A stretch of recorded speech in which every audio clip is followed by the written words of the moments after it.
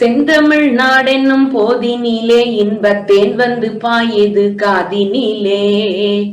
எங்கள் தந்தையர் நாடென்ற பேச்சினிலே ஒரு சக்தி பிறக்குது மூச்சினிலே. அனைவருக்கும் என்னுடைய பணிவான வணக்கங்கள்.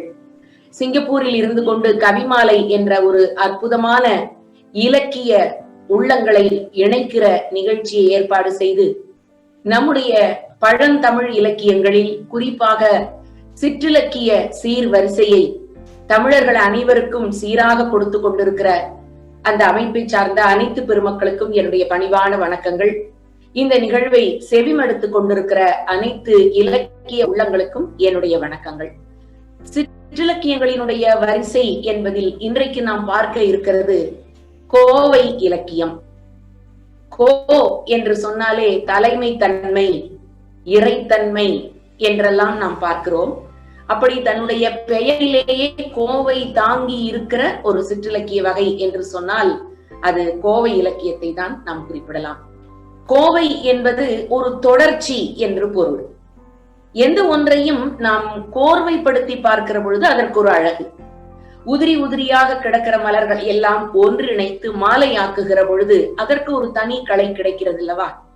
ஏன் இன்றைக்கு சொல்ல போனால் கவி மாலை என்று நம்முடைய இலக்கிய அமைப்பை கூட ஆங்காங்கே சிதறி கிடக்கிற தமிழ் உள்ளங்களை இணைக்கிற ஒரு அமைப்பாக இருப்பது போல நான் கருதுகிறேன்.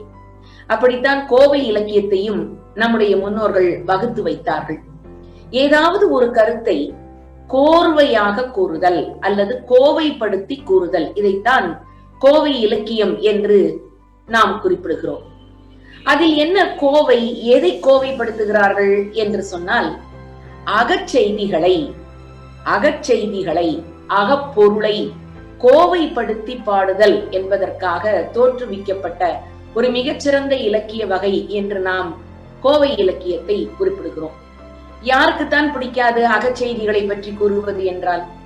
காதலும் வீரமும் தமிழர்களுக்கு இரண்டு கண்கள் என்று சொன்னால் அது மிகையாகாது. அதிலும் குறிப்பாக காதலுக்கென்று ஒரு முறையை பின்பற்றி ஒரு வகைப்பாடை ஏற்படுத்தி வைத்து இப்படித்தான் வரைவரை செய்ய வேண்டும் என்று ஒரு முறைப்படுத்தி தொகுத்து வைத்த ஒன்றை தன்னுடைய பாடு பொருளாக கொண்டதுதான் இந்த கோவை என்று சொல்லக்கூடிய ஒரு இலக்கியம். தமிழர்கள் பெருமைப்பட தகுந்த பல விஷயங்களிலே ஒன்று இந்த அகமரபு என்பது. பல நாடுகளில் இப்படிப்பட்ட இலக்கியங்களில் அகமரபு இருக்கிறதா என்ற ஒரு சின்ன சந்தேகம் எனக்கு எழுந்தது. கிரேக்க பாடல்கள் பலவற்றையும் தமிழ் இலக்கியங்களோடு நாம் ஒப்பிடுகிறோம். அதற்கு அடித்தளம் என்று பார்த்தால் இந்த அகமரபு. ஆக அக இலக்கிய வாழ்வை முறைப்படுத்தி ஒரு மரபிற்குள்ளாக கொண்டு வந்து தமிழர்கள் இலக்கியங்களாக படைத்தார்கள். அதற்கு அவர்களுக்கு அடித்தளமாக அமைந்தது அல்லது கை கொடுத்தது என்று சொன்னால் நாம் இந்த கோவை இலக்கியத்தை பற்றி குறிப்பிடலாம். கோவை இலக்கியத்தினுடைய தோற்றம் என்று பார்த்தால் பெரும்பாலும் 7ஆம் நூற்றாண்டை குறிப்பிடுகிறார்கள். இந்த 7ஆம் நூற்றாண்டில் பாண்டி கோவை என்ற ஒரு நூல் இருந்ததாக நமக்கு இலக்கிய வரலாற்று செய்திகள் தெரிவிக்கின்றன. ஆனால் நம்முடைய அதிகமாக நாம் படித்தது அல்லது அதிகமாக நாம் பலரோடும் விமர்சனங்கள் செய்தது என்ற நூல் என்று பார்த்தால் கோவை இலக்கியத்தில் முதல் இடத்தை பிடித்தது கிபி 8ஆம் நூற்றாண்டிலே மணிவாசகர் எழுதிய அற்புதமான நூலாக இருக்கக்கூடிய திருக்கோவையாரைத்தான் நாம் முதல் நூலாகவே குறிப்பிடுகிறோம். மக்கள் அதிகமாக அறிந்த ஒரு நூல், ஆனால் பெயரளவில் மட்டுமே தெரிந்த ஒரு நூல் என்று சொன்னால் நாம் அதில் திருக்கோவையாரை குறிப்பிடுகிறோம். அதற்கு பிறகு தொடர்ந்து தஞ்சை வாணன் கோவை, அம்பிகாபதி கோவை, சங்கமூர்த்தி கோவை, திருவாரூர் மும்மணி கோவை, இப்படி அந்த ஒரு 3-4 நூற்றாண்டுகளில் நிறைய கோவை இலக்கியங்கள் தமிழிலே தோன்றியிருக்கின்றன. இதற்கு என்ன காரணமாக இருக்கும் என்று பார்த்தால் அகச்செய்திகளை மரபுபடுத்த வேண்டிய, முறைப்படுத்த வேண்டிய ஒரு தேவை அன்றைக்கு ஏற்பட்டிருக்கலாம். அதற்கு அவர்கள் இந்த கோவை இலக்கியத்தை ஒரு வழியாக பின்பற்றி இருக்கலாம் என்று நான் கருதுகிறேன். இந்த அகத்திணை மரபுகள் இன்றைக்கும் தொடர்ச்சியாக நம்மிடத்திலே இருக்கிறது என்பதற்கு கோவை இலக்கியம் ஒரு பெரிய வடிகாலாக, வழிமுறையாக இருந்திருக்கிறது. ஏனென்றால் இன்றைக்கு இருக்கக்கூடிய இலக்கியங்கள், அது இக்கால இலக்கியங்கள் என்று சொல்லப்படுகிற நாவலாக இருக்கட்டும், சிறுகதையாக இருக்கட்டும், திரைப்பட பாடல்களாக இருக்கட்டும், எல்லாவற்றுக்கும் இன்றைக்கு இழையோடி கொண்டிருக்கிற ஒரு செய்தி என்று சொன்னால் இந்த அகச்செய்தி. ஆக அகச்செய்தியை மிக அருமையாக ஒரு முறைப்படுத்திய ஒரு தன்மை இந்த கோவை இலக்கியங்களிலே காணப்படுகிறது. இந்த கோவை இலக்கியங்களுக்கு முன்பாக கொழு என்று சொல்லக்கூடிய ஒரு 2 வரி செய்யுளை எழுதுகிற ஒரு முறையும் இந்த கோவை இலக்கியங்களிலே காணப்படக்கூடிய ஒன்றாக இருக்கிறது. நீங்கள் வேண்டுமென்றால் அந்த கொழு என்று சொல்லக்கூடிய 2 அடி செய்யுள்களை எடுத்து வைத்துக் கொண்டு அவற்றையே நீங்கள் தனி ஆய்வாக கூட நிகழ்த்தலாம். அப்படி கோவை இலக்கியங்களிலே இந்த கொழு என்பது இடம்பெற்றிருக்கிறது. சொல்ல போனால் கொழு என்றால், இன்றைக்கு நாம் ஒரு கருத்தரங்கத்திற்கு ஒரு கட்டுரை தருகிறோம் என்றால் அப்டிராக்ட், சுருக்கம் என்று தருகிறோம் அல்லவா? அதை போல கோவை இலக்கியங்கள் இந்த கொழு என்று சொல்லக்கூடிய ஒரு சுருக்க முறையை ஏற்படுத்தி இருந்தார்கள் என்பது பெரிதும் வியப்புக்கு உரியதாக அமைந்திருக்கிறது. காதலை பற்றி பாடுவதைத்தான் இந்த கோவை இலக்கியங்கள் எல்லாமே தங்களுக்கு உரிய பாடு பொருளாக கொண்டிருக்கிறது. ஆக ஒரு பாட்டுடை தலைவன் நிச்சயமாக இருப்பார், ஏனென்றால் இது அக இலக்கியம் என்று வருகிறது.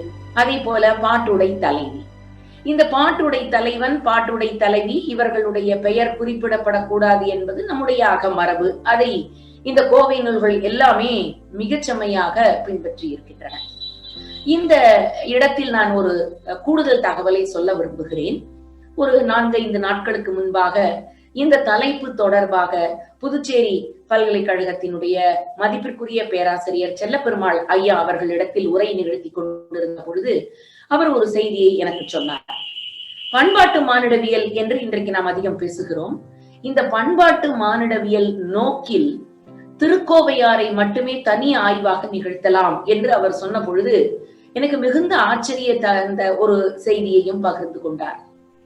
அவர் பகிர்ந்து கொண்டது, வெளிநாட்டிலே இருந்து தமிழ்நாட்டிற்கு வந்த ஒரு பெண்மணி மார்கரெட் என்பவர். நான் நினைக்கிறேன் அவர் அமெரிக்காவில் இருந்து வந்தார் என்று அவர் குறிப்பிட்டார். அந்த மார்கரெட் என்று சொல்லக்கூடிய அந்த அம்மையார் அமெரிக்காவில் இருந்து வந்தவர். அவர் மானுடவியல் ஆய்வினை பெரிதும் இந்தியாவில் நிகழ்த்தலாம், குறிப்பாக தமிழ்நாட்டில் நிகழ்த்தலாம் என்று பல நூல்களை கற்று அறிந்து கொண்டு அவர் தமிழ்நாட்டிற்கு வருகிறார். இங்கு வந்து அவர் திருக்கோவையாரை படிக்க துவங்கினாராம். அப்படி திருக்கோவையாரை அவர் படிக்க துவங்குகிற பொழுது வெறும் நூலாக படிக்காமல் அவர் ஒரு இலக்கியத்தை சுவாசிக்கிற ஒரு குடும்பத்திலே ஒரு உறுப்பினராக பல நாட்கள் வாழ்ந்து அவர்களிடத்திலே இருந்து பல செய்திகளை அறிந்து கொண்டு, குறிப்பாக திருக்கோவையாரை பற்றி அந்த குடும்ப உறுப்பினர்களிடத்திலே இருந்து அறிந்து கொண்டு பிறகு அதை குறித்து ஒரு பெரிய ஆய்வு நிகழ்த்தி இருக்கிறார் திருக்கோவையாரை குறித்து என்று அவர் குறிப்பிட்டார். எனக்கு பெருத்த ஆச்சரியமாக இருந்தது. வெளிநாட்டவர் ஒருவர் தமிழ்நாட்டிற்கு வந்து ஒரு தமிழ் குடும்பத்திலே தங்கி தமிழ் நூல்களை பற்றி அறிந்து கொண்டு அதை ஆய்வாக அவர் மாற்றி இருக்கிறார் என்று நினைத்த பொழுது மிகவும் ஆச்சரியத்தகுந்த ஒரு செய்தியாக எனக்கு அது பட்டது. காரணம், தமிழர்களுடைய மரபில் அது சங்க இலக்கியம் தொடங்கி இன்றைக்கு வரையில் இடையறவு படாத ஒரு செய்தி என்று சொன்னால் அது அகமரபு. அந்த அகமரபை தான் இந்த கோவை நூல்கள் பெரிதுமாக எடுத்துக்கொண்டிருக்கின்றன. அதிலே அவர் வந்து தன்னுடைய பெயரையே கூட, அந்த வெளிநாட்டவர் மார்கரெட் என்ற தன்னுடைய பெயரையே கூட தேமொழியார் என்று மாற்றி கொண்டதாக கூட அவர் ஒரு குறிப்பை எனக்கு தந்தார். அப்படிப்பட்ட இந்த திருக்கோவையார் மிக மிக சிறந்த ஒரு அக இலக்கிய நூல். ஆனால் என்ன காரணத்தினாலோ தெரியவில்லை, நம்மில் பலருக்கு இந்த திருக்கோவையாரை பற்றி அதிகம் தெரியாது. திருக்கோவையார் என்று சொன்னால் அது ஒரு பக்தி நூல், அவ்வளவுதான். ஏனென்றால் நாம் திருமுறைகளை வரிசைப்படுத்துகிற பொழுது மணிவாசக பெருந்தகையினுடைய 8ஆம் திருமுறையிலேயே அவர் எழுதிய திருவாசகத்தோடு அந்த திருக்கோவையாரையும் நாம் இணைத்து விட்டோம். ஆனால் நான் இன்றைக்கு சொல்லுகிறேன், திருவாசகம் ஒரு தனி நூல், திருக்கோவையார் ஒரு தனி நூலாக பார்க்கப்பட வேண்டும்.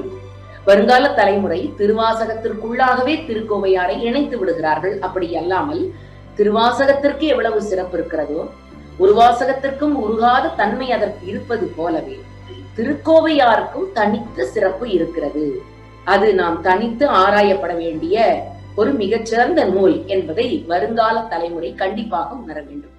மாணிக்கவாசகர் இந்த திருக்கோவையாரில் தலைவன், தலைவி, தோழி, பாங்கன், நற்றாய், செவிலித்தாய், இப்படி நாம் சங்க இலக்கியத்தில் என்னென்ன உறவுகளை எல்லாம் பார்க்கிறோமோ அத்தனை உறவுகளையும் யதார்த்த உலகில் இருப்பது போலவே அந்த திருக்கோவையாரிலே படைத்திருக்கிறார்.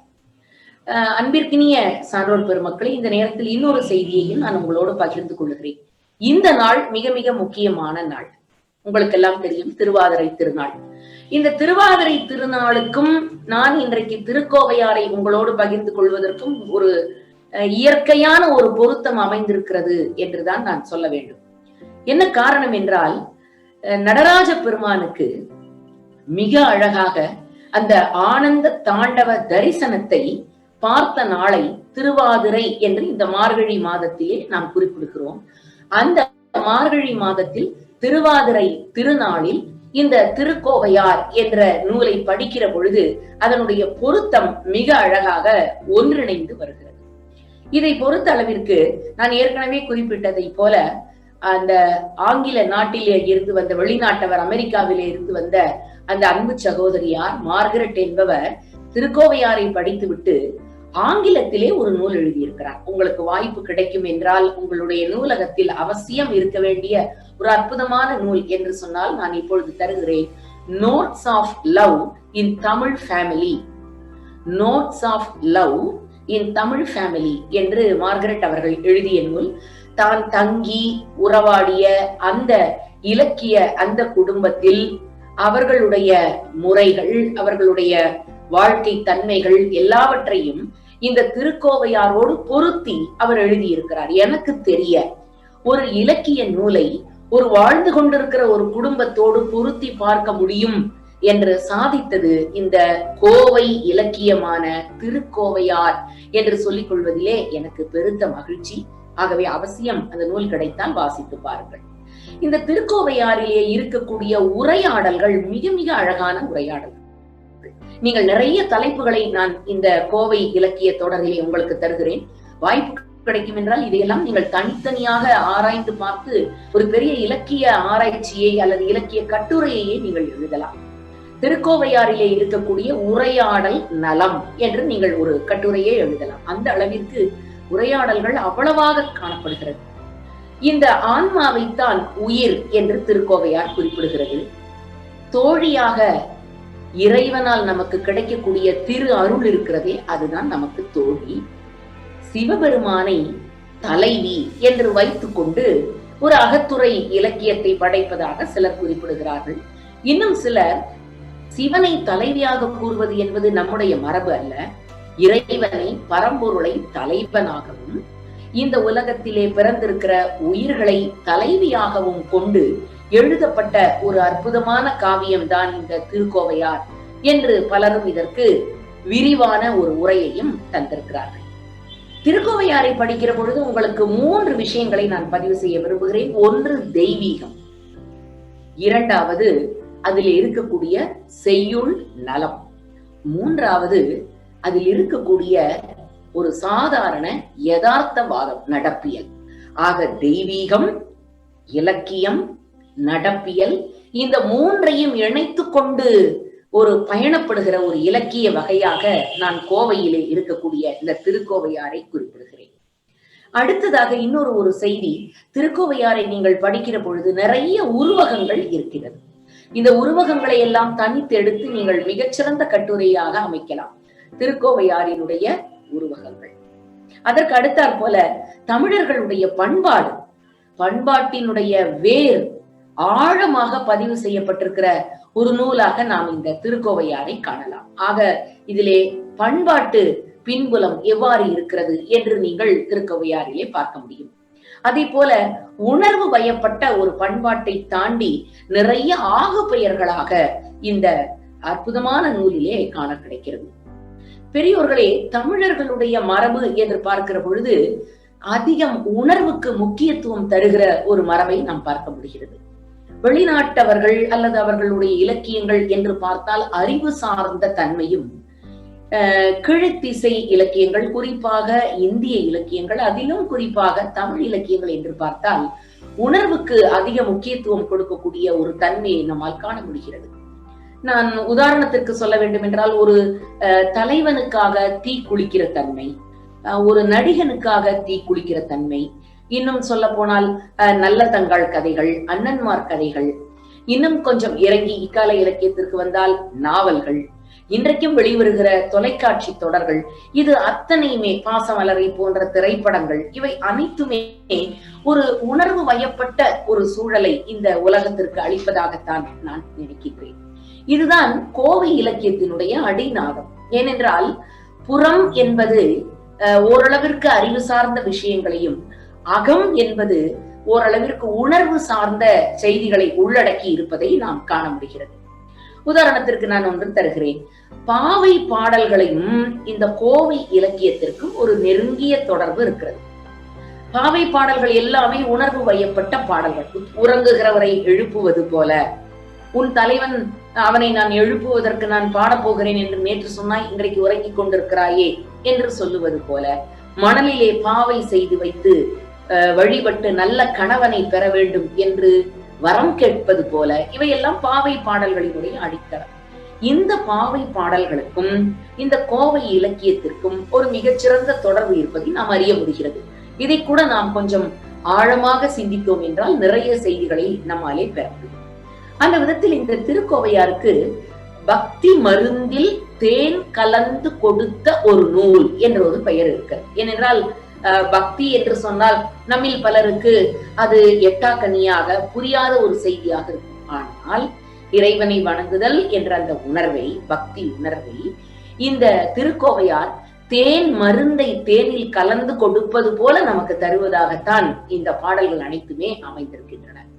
இன்னும் சொல்ல போனால் நாம் பார்த்திருக்கிறோம், சுந்தரமூர்த்தி சுவாமிகள் பறவை நாச்சியாரை பார்த்த உடனேயே பாடியது போல, கற்பகத்தின் பூங்கொம்போ காமன் தன் பெருவாழ்வோ என்று அவர் எதிரிலே இருப்பது பெண்ணா அல்லது இது காமன் தன் பெருவாழ்வா, பொற்புடைய புண்ணியத்தின் புண்ணியமா என்றெல்லாம் வியந்தது போல இந்த கோவை இலக்கியமும் ஒரு பெண்ணை பார்த்தவுடன் ஒரு சாதாரணமாக ஒரு இளைஞனுடைய உள்ளத்திலே ஏற்படுகிற இந்த ஐயம், அவள் தேவதையாக இருப்பாளா? இல்லை இல்லை, அவள் நிச்சயம் வானுலகத்து பெண்ணாக இருக்க மாட்டாள், ஏனென்றால் அவளுக்கு கால்கள் இருக்கின்றன என்று தெளிவித்தல், ஐயம் கொள்ளுதல், தெளிதல், இந்த தன்மைகள் எல்லாம் நீங்கள் எப்படி பாவை பாடல்களில் பார்க்கிறீர்களோ, மற்ற அக இலக்கியங்களில் பார்க்கிறீர்களோ, அதே போலவே கோவை இலக்கியமான இந்த திருக்கோவையாரிலும் மிக அழகாக அது பதிவு செய்யப்பட்டிருக்கிறது. இதையெல்லாம் பார்க்கிற பொழுது இந்த கோவையார் நூலுக்கு திருச்சிற்றம்பல கோவையார் முழுமையான பெயர் என்று பார்த்தால் திருச்சிற்றம்பல கோவையார். இந்த நூலை எடுத்து பார்த்தால் முதலிலே இயற்கை புணர்ச்சி, சொல்ல போனால் ஒரு 25 அதிகாரங்கள் இந்த நூலிலே காணப்படுகிறது.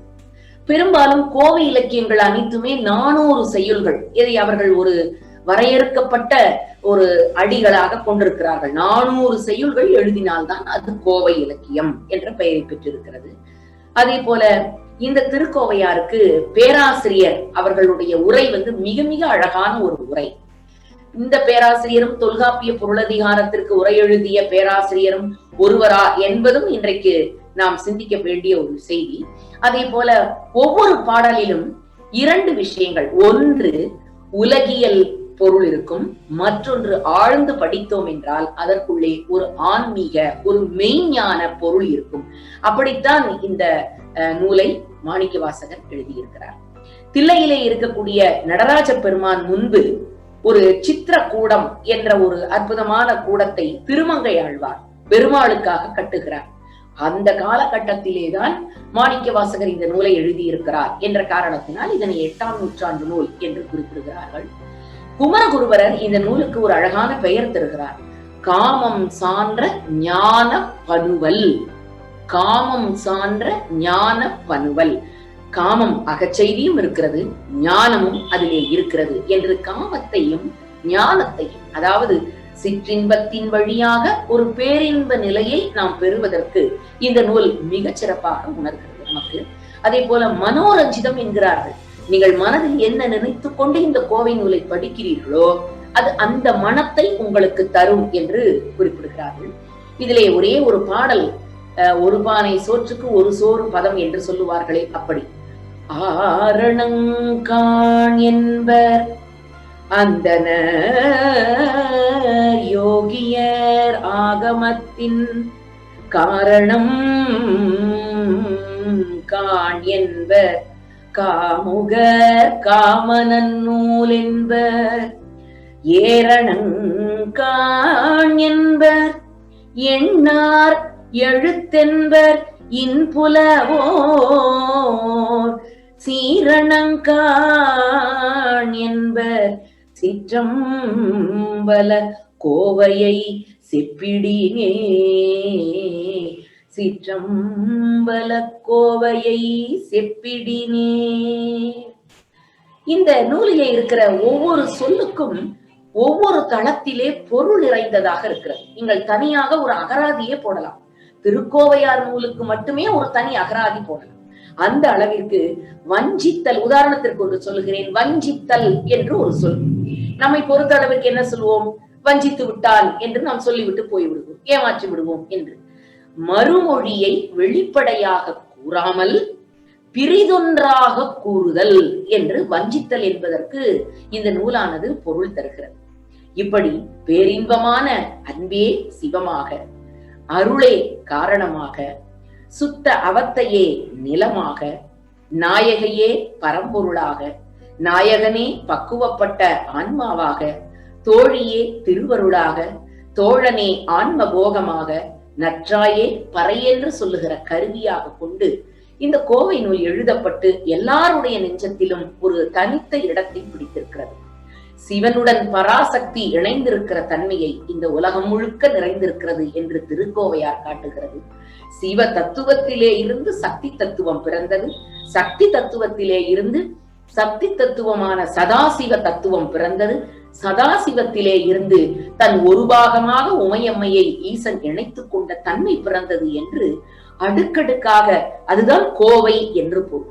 ஒரு செய்தியை சொல்லி அதனோடு தொடர்புடைய மற்றொன்றை அதனோடு இணைத்து ஒரு பெண்ணை ஒரு தலைவன் பார்க்கிறான், ஐயம் கொள்கிறான், ஐயத்திலிருந்து தெளிகிறான், அவள் கண்களை பார்க்கிறான், அவளுடைய காதலை பெறுகிறான். இவ்வாறு படிப்படியாக கோவைப்படுத்தி கொண்டே செல்கிற காரணத்தினால்தான் இதனை நாம் திருக்கோவையார் என்ற ஒரு நூலாக கொண்டு வந்திருக்கிறோம்.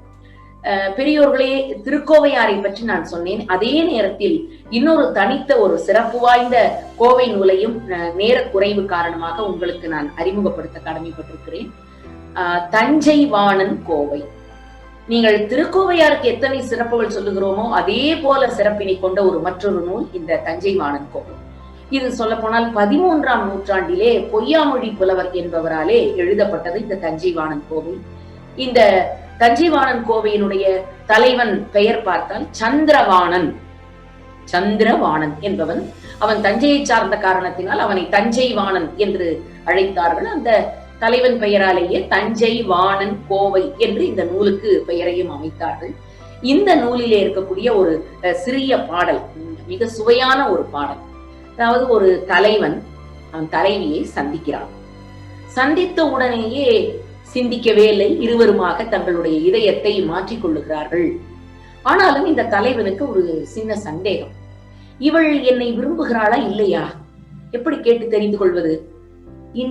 இன்றைய இளைஞர்களாக இருந்தால் குறுஞ்செய்தி அனுப்பி கேட்டுக் கொள்ளுகிறார்கள். அந்த இளைஞன் அவன் என்ன செய்தான்? எப்படி இவள் என்னை விரும்புகிறாளா என்பதை எப்படி அறிந்து கொள்வது? இன்றைக்கு இருப்பது போல அலைபேசிகள் இல்லையே. ஆனால் அலைபேசிகள் இல்லாவிட்டால் என்ன, அவளுடைய கண்களே அலை போல இருக்கிறது. அது பேசுகிற பேச்சே ஒரு பெரிய அலைபேசி அல்லவா? ஆகவே அந்த இளைஞன் அவளுடைய கண்களை பார்க்கிறானாம். மிக அழகாக அந்த பாடலை தஞ்சைவாணன் கோவையிலே பொய்யாமொழி புலவர் குறிப்பிடுகிறார். மண்ணில் சீரந்த பூகள் தஞ்சைவாணன் மலைய வெற்பில், பெண்ணில் சீரந்த பேதை தன் பார்வை பெருவினையேன், எண்ணில் சீரந்த இருந்துயர் நோய் தனக்கு இன்மருந்தாய், கண்ணில் சீரந்த உறுப்பில்லையாவதும் காட்டியதே. அவளை முழுவதுமாக அந்த தலைவன் பார்க்கிறானாம். இவள் தன்னை விரும்புகிறாளா இல்லையா என்பதை எப்படி அறிந்து கொள்வது என்று தவித்துக் கொண்டிருந்த அவன் அவள் கண்களை பார்க்கிறான். அவள் கண்ணே காட்டி கொடுத்து விட்டது. இவள் தன்மேல் அவ்வளவு அன்பையும் தேக்கி வைத்திருக்கிறாள் என்பதை, அந்த கண்ணை விட ஒரு உறுப்பு இருக்குமா? காதலுக்கு கண்ணை காட்டிலும் ஒரு உறுப்பை நாம் சொல்லிவிட முடியுமா? யான் நோக்குங்காலை நிலன் நோக்கும், நோக்காக்கால் தான் நோக்கி மெல்ல நகும் என்று சொன்னார் அல்லவா வள்ளுவர். உன்னை நான் பார்க்கும் போது மண்ணை நீ பார்க்கின்றாயே, விண்ணை நான் பார்க்கும் போது என்னை நீ பார்க்கின்றாயே, நேரிலே பார்த்தால் என்ன நிலவென்ன தேங்கா போகும். பின்னாளிலே கண்ணதாசன் எழுதியதை போல இந்த தஞ்சைவாணன் கோவையிலே வருகிற அந்த அற்புதமான பாடல், இந்த கடைசி வரி, கண்ணில் சிறந்த உறுப்பில்லை யாவதும் காட்டியதே, அவள் உள்ள குறிப்பு முழுவதையும் அவளுடைய கண்கள் எனக்கு காட்டி விட்டதே என்று அந்த தஞ்சைவாணன் தலைவன் மிக அழகாக குறிப்பிடுகிறார். அதே போல தொடர்ச்சி என்று சொன்னேன். கோவை நூல்களுக்கு இருக்கக்கூடிய தனித்த சிறப்பே, நீங்கள் ஒரு பாடலை உருவி விட்டால் தொடர்ச்சி கெட்டு போய்விடும். தொடர்ச்சியாக அந்த இலக்கியத்தை அனுபவிக்க வேண்டும், சுவைக்க வேண்டும் என்று விரும்புகிறோம். அதற்குத்தான் அதனை கோவை என்று வைத்தார்கள். ஒரு பெண், அவள் காதலிக்கிறாள். தலைவன் ஒரு குறிய இடத்திற்கு அவளை வா என்று சொல்லிவிட்டான். அவளும் புறப்படுகிறாள். இரவு நேரம். ஆனால் அவள் புறப்பட்டு போகலாம் என்று வீட்டில் இருந்து புறப்படுகிற பொழுது அவள் தாய் கொஞ்சம் இரும்புகிறாள். தாய் உறங்கவில்லை, தாய் துஞ்சவில்லையே என்று கொஞ்சம் பொறுத்திருந்தாள். தாய் உறங்கியதும் மெல்ல புறப்பட்டாள். வீட்டு கதவை திறந்து கொண்டு தெருவுக்கு வருகிறாள். இப்பொழுது நாய் துஞ்சவில்லை, நாய் குறைத்துக் கொண்டிருக்கிறது. சரி என்று காத்திருக்கிறாள். எப்பொழுதுதான் இந்த நாய் உறங்க போகிறதோ தெரியவில்லையே என்று. சரி என்று நாய் கொஞ்சம் தூங்கியது. மெல்ல தெருவிலே இறங்கி நடக்க தொடங்கினாள். காவலர்கள் வந்து விட்டார்கள். அவர்கள் கைகளில் பறை என்ற கருவி வேறு. இன்றைக்கு வாட்ச்மேன் என்று சொல்லிக் கொள்கிறோம் அல்லவா, விசில் அடித்துக் கொண்டு தெருவிலே வருகிறார்களே, அதே போல காவலர்கள் பறை அறிந்து கொண்டு வந்தார்கள். அப்பப்பா, பறை வந்து விட்டதே, இந்த ஒலியில் எல்லாரும் எழுந்து விடுவார்களே என்று இவளுக்கு அச்சம். மீண்டும் தயங்குகிறாள், மீண்டும் காத்திருக்கிறாள். இன்னும் கொஞ்சம் நாள் கழித்து பார்த்தால் போய்விட்டது, எல்லாம் போய்விட்டது. அந்த நிலவு முழுக்க முழுக்க பால் ஒளியை பளிங்கு நிறத்திலே பாய்ச்சி கொண்டு வானத்திலே வந்து விட்டது. எப்படி என் தலைவனை நான் பார்க்க போகிறேன்? இரவு நேரத்தில் அவன் வருகிற பொழுது தாய் துஞ்ச மாட்டேன் என்கிறாள், நாய் குறைத்துக் கொண்டிருக்கிறது, காவலர்கள் பறை எழுப்புகிறார்கள், போதாது என்று நிலவு வேறு வந்து விட்டது. இப்பொழுது நான் என் தலைவனை எப்படி சந்திப்பேன்? இந்த இரவு நேரத்தில் அவன் எப்படி இத்தனை பேரையும் கடந்து என்னை பார்க்க வருவான்? ஒரு பக்கத்தில் கூகை அலறுகிறது, மற்றொரு பக்கத்திலே பார்த்தால் பொழுதே விடிந்து விட்டது.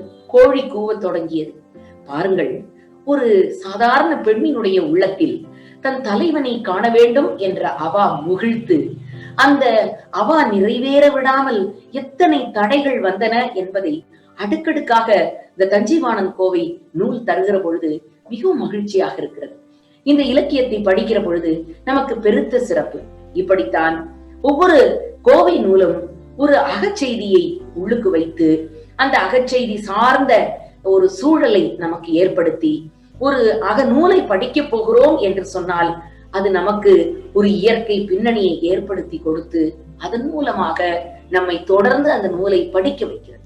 திருவாரூர் மும்மணி கோவையை எடுத்துக்கொண்டால் அதுவும் முழுக்க முழுக்க இறை சார்ந்த சிந்தனை மிகுந்ததாக அமைந்திருக்கிறது. இப்படித்தான் இந்த கோவை நூல்களை எல்லாம் நீங்கள் படிக்கிற பொழுது கொஞ்சம் ஆழமான பழைய உரை நூல்களை எடுத்து படித்து பாருங்கள். அந்த உரை நூல்கள் தான் நமக்கு ஆச்சரியப்படுத்துகின்ற நிறைய விஷயங்களை தருகிறது. உவேசா ஐயா அவர்கள், அவருக்கு முதலாக இந்த திருக்கோவையாரினுடைய பிரதியை ஒருவர் கொண்டு போய் கொடுத்தாராம். நீங்கள் படித்து விட்டு பாருங்கள் என்று கைப்பிரதியாக எழுதியது அந்த கொழுவோடு. அதை பார்த்து விட்டு அந்த உரையை படித்தவுடன் உவேசா சொன்னாராம், அடாடா, இது மணக்குடவர் உரையாயிற்றே என்று சொன்னாராம். அப்படி என்றால் என்ன பொருள்? இப்பொழுது நாம் ஸ்டைல் என்று குறிப்பிடுகிறோமே, ஒவ்வொருவருக்கென்றும் ஒரு பாணி. அப்படி மணக்குடவர் உரைக்கென்று ஒரு பாணி. அந்த பாணியை உவேசா அறிந்து வைத்த காரணத்தினால் உவேசா அவர்கள் திருக்கோவையாரை மணக்குடவரினுடைய உரையோடு வெளியிடுகிறார். அந்த உரை அவசியம் நீங்கள் வாசித்து பாருங்கள். மிக எளிமையாக இருக்கும். அதே நேரத்திலே ஆழமான செய்திகளை உங்களுக்கு உள்ளுக்குள்ளே கொண்டு. அதே போல இன்னும் சொல்ல போனால், நான் ஏன் திருக்கோவையாரை அதிகம் குறிப்பிடுகிறேன் என்று சொன்னால், மக்களுக்கு இன்னும் அதிகம் தெரியாத ஒரு நூலாக, திருக்கோவையாரில் இன்னும் ஆய்வு செய்யப்பட வேண்டிய தளங்கள், திருக்கோவையாரினுடைய ஆழ்ந்த மெய்ப்பொருள் ஞானம் இன்றைக்கு யாருக்கும் தெரியவில்லை. இறைவனை அடைய வேண்டும் என்று நினைக்கிறவர்கள் சிற்றின்பத்தின் மூலமாக பேரின்பத்தை அடைதல் வேண்டும். என் கொங்கை நின் அன்பர் அல்லார் தோள் சேரற்க என்று குறிப்பிடுகிறாரே, அதே போல மாணிக்க வாசகர் தன்னுடைய திருவம்பாவையிலே குறிப்பிடுகிறார், என் கொங்கை நின் அன்பர் அல்லார் தோள் சேரற்க என்று சொன்னது போல சைவத்தை பொறுத்த அளவிற்கு சிவபெருமானையை கணவனாக அடைய வேண்டும் என்பதை விட சிவனை வழிபடுகிற அடியார்களை கணவனாக பெற வேண்டும் என்று நினைத்த மரபுதான் சைவ மரபு. வைணவத்தில் திருமாலையே கணவனாக பெற வேண்டும் என்று ஆண்டாள் நாச்சியார் பார்க்கிறார். அப்படி பார்க்கிற பொழுது மணிவாசகருடைய இந்த திருக்கோவையாரை சொல்ல போனால் தர்மபுர ஆதீனம், மயிலாடுதுறையில இருக்கக்கூடிய தர்மை ஆதீனம் அவர்கள் ஞான சம்பந்த பதிப்பகத்தின் மூலமாக ஒரு அற்புதமான நுரையை கொண்டு வந்திருக்கிறார்கள். இன்னும் பிற்காலத்தில் பல பேராசிரியர்கள், பழ முத்தப்பன் ஐயா அவர்கள் திருக்கோவையாருக்கு மிக மிக எளிமையான ஒரு உரை, நம்மை போன்ற சாதாரண மாணவர்கள் படித்துக் கொள்வதற்கும் ஒரு உரையை தந்திருக்கிறார்கள். இப்படி சொல்ல போனால் கோவை நூல்களை பற்றி நிறைய பேசிக் கொண்டு போகலாம். ஏனென்றால் அதிகம் தெரியாத ஒரு இலக்கிய பகுதி என்று சொன்னால் கோவை. இன்றைக்கு கோவை எழுதுகிறவர்கள் மிக மிக குறைந்து போய்விட்டார்கள். காரணம், மக்களுக்கு மிக நீண்ட தொடர்ச்சியான ஒரு பெரிய நாவலை போன்ற, காப்பியத்தை போன்ற ஒரு இலக்கிய படைப்பை உட்கார்ந்து படிக்கிற மனநிலை, கால அவகாசம், சூழல் இவையெல்லாம் இல்லாத காரணத்தினால் கோவை இலக்கியங்கள் இன்றைக்கு அருகி கொண்டு வருகின்றன என்றுதான் சொல்ல வேண்டும். இருந்தாலும் கூட அன்னை தமிழினுடைய பெருமையை உயர்த்தி பிடிப்பதிலே, மனம் பரப்புவதிலே கோவை இலக்கியங்களும் தங்களுக்குரிய பங்கினை மிகச்செம்மையாக செய்திருக்கின்றன. இன்னும் பல கோவை இலக்கியங்கள் தொகுக்கப்பட வேண்டும். பல கோவை இலக்கியங்கள் எங்கே இருக்கின்றன என்பதை கண்டறிந்து தேடி தொகுத்து கோவை இலக்கியங்கள் முழுவதையும் கொண்டு வந்தால் அது தமிழுக்கு நாம் செய்கிற ஒரு பெரிய தொண்டாக இருக்கும் என்பதையே சொல்லி இந்த ஒரு அருமையான வாய்ப்பினை எனக்கு வழங்கி, குறிப்பாக சிற்றிலக்கியங்களினுடைய சீர்வரிசை என்று அவர்கள் போட்டிருக்கிறார்கள்.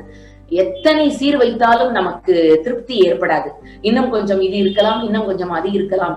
சீர் என்பது கேட்டு கேட்டு கேட்டு பெறுவதை போல இந்த சிற்றிலக்கிய சீர் வரிசையிலே கோவை இலக்கியங்கள் தனக்கென்று ஒரு தனித்த இடத்தை பிடித்திருக்கின்றன. கோவை இலக்கியங்களினுடைய அகமரபுகளை பிற அகமரபுகளோடு ஒப்பிட்டு ஆராய்ந்து பார்ப்போம். கோவை இலக்கியங்களினுடைய தெய்வீக பண்புகளை நாம் ஒப்பிட்டு ஆராய்ந்து பார்க்கலாம். கோவை இலக்கியங்களினுடைய யதார்த்த தன்மைகளை, நடைமுறை வாழ்க்கையினை, நடப்பியலை பொருத்தி பார்த்து ஆய்வு செய்யலாம் என்று சொல்லி, ஆய்வு தளத்திலே ஆகட்டும், அறிமுக நிலையிலாகட்டும், உணர்ந்து கலந்து பக்தியாக அதனை அனுபவிப்பதாக இருக்கட்டும், அல்லது அகமரபிலே தோய்ந்து காதல் பெரு வெள்ளத்திலே நீந்தி கழிப்பதாக இருக்கட்டும், எல்லாவற்றுக்கும் சிற்றிலக்கிய சீர்வரிசையான கோவை நிரம்ப இடம் தடுகிறது என்பதை சொல்லி இந்த அருமையான வாய்ப்பினை அளித்தமைக்காக கவிமாலைக்கு என்னுடைய பெரிய நன்றியை காணிக்கையாக்கி, இந்த அருமையான நிகழ்வில் என்னோடு இணைந்திருந்த உங்கள் அனைவருக்கும் என்னுடைய நன்றியை தெரிவித்துக் கொண்டு உங்களிடமிருந்து விடைபெறுகிறேன்.